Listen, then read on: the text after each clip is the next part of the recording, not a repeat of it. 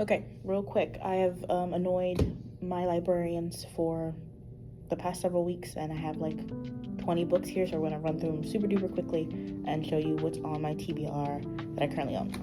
So first we have The Prison Healer. I don't remember anything about it except for she's in prison and she heals and the rebels. They both die at the end. Self-explanatory. The Firekeeper's Daughter, a book talk girly that I enjoy. I don't consider her a book talk. She's just a girly who loves books. Recommended this, and I really trust her taste. So I don't remember what this is supposed to be about, but excited for this. This I'm very excited for. I think it's set in the 1920s or like somewhere close around World War I, either right before or right after, about a rich black family. So I'm very excited for this. I followed this author on, I want to say, Threads and Twitter, maybe somewhere else. And I really liked her. I thought she was funny and pretty smart. And so that's how I got to know this book. So we have this one. I'm very into retellings of mythology of all kinds. And so I kind of want to do all the Greek and Roman, and then do like Persian, Nigerian, and kind of go down the list. But I'm very excited for this one.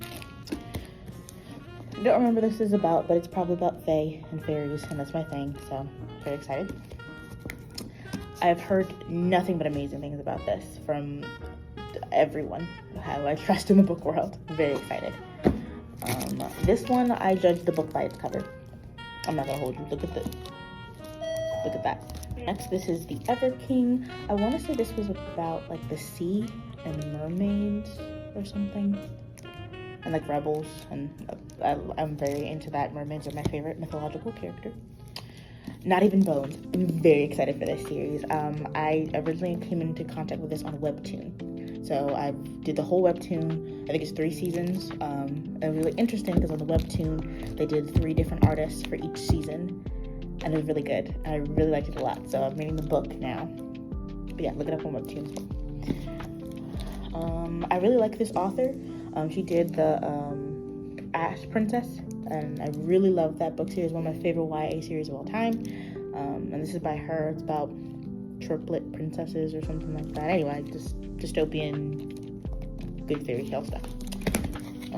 This I was really excited for. I heard a lot about it online. I think it incorporates Chinese mythology. Alright, it's Korean. Very excited though. And I don't know if you see the sprayed edges. It's very pretty book. Also want to judge by its cover, but I really liked it. This, Putting Myself Together, I think it's about a Jamaican seamstress. I'm very excited to read that. You can tell I'm excited for all these. This will be my first Toni Morrison book. I've never read anything by her. I don't. Kind of sort of controversial and or hot take. I don't really like black pain stories, and she does a lot of that. I understand why. She has a really good perspective on it and is an excellent writer. I've read I've read certain things by her, but I've never read a novel by her. So this will be my first one. I did a lot of research on the different books that she had, and this one seemed like a good starter. This one or Song of Solomon. So I want to do that. I'm very excited to read that. Margaret Atwood. I haven't read anything by her. I've never read The Handmaid's Tale or anything like that. But again, this goes back to the whole Greek mythology and retellings. This is Penelope, wife of Odysseus. I'm very obsessed with that story, so it's very cool. The Maid and Crocodile. I want to say this is based off of Nigerian mythology. Yes, the cover is beautiful. It seems interesting. I don't really remember what this one is about either, but yeah. This will be my first Disney book retelling. I love Disney. I'm a huge Disney fan. One of my cousins recommended this. Spoke very highly of it, and she also loves Disney. And then this one, I have never read this series. It's a duology. 6 of Crows and then Crooked Kingdom. Again, something I've heard great things about.